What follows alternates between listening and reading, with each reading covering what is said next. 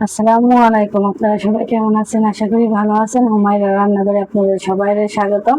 এখন নিয়ে আসছি আমি মাংস দিয়ে পুরি ভাজবো। কিভাবে মাংস দিয়ে পুরি ভাজি আপনারা পুরো ভিডিওটা দেখতে থাকেন।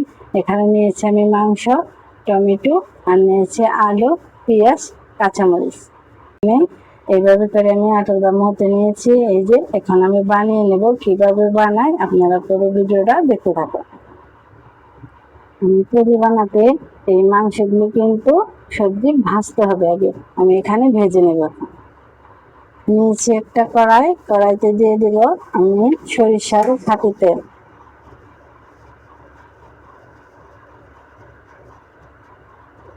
পর্যায়ে দিয়ে দেব পেঁয়াজ কুচি,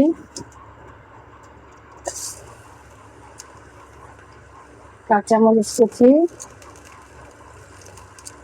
টমেটো কুচি।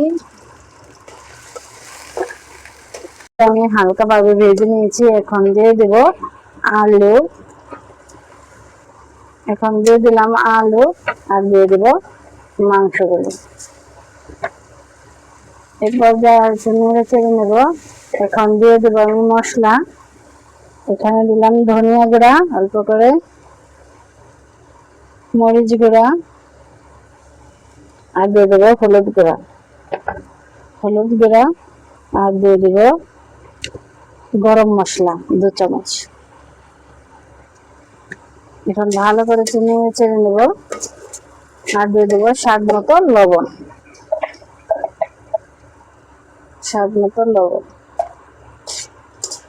এখন আমি এটাকে ভালো করে ভেজে নেব।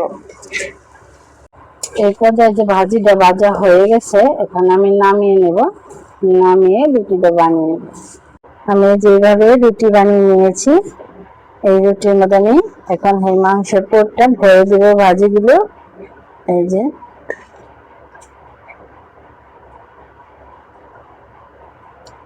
অল্প অল্প করে ভরে দেবো। এখন আমি চারপাশ দিয়ে মরিয়ে নেব।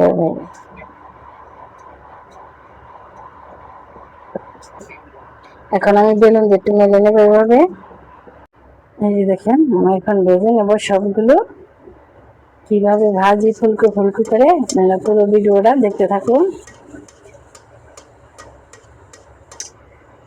এই যে দেখেন বলের মতো করে আমি ফুলকো করে ভেজে নিয়েছি। এরকম করে সবগুলো ভেজে নেব। ভেজে এখন পরিবেশন করে আপনাদের দেখাবো কেমন হয়েছে। আমার সবগুলো ভাজা কিন্তু এরকম করে হয়ে গেছে। এখন আমি তুলে নেব। এরকম করে সবগুলো আমার ভাজা হয়ে গেছে। এখন পরিবেশন করে আপনাদের দেখাচ্ছি কেমন হয়েছে। এই পর্যায়ে কিন্তু এই যে মাংস পুরি ভাজা হয়ে গেছে। দেখতে পাচ্ছেন কতটা সুন্দর হয়েছে। এরকম করে বানিয়ে খেয়ে দেখবেন, খুবই ভালো লাগে। আর না বানিয়ে খেলে বুঝতেই পারবেন না কতটা মজার হয়েছে। আর এরকম নিত্য নতুন ভিডিও পেতে লাইক করুন, শেয়ার করুন, কমেন্ট করুন, বেশি বেশি ফলো দেন। আর ভালো থাকুন, সুস্থ থাকুন। আল্লাহ হাফেজ।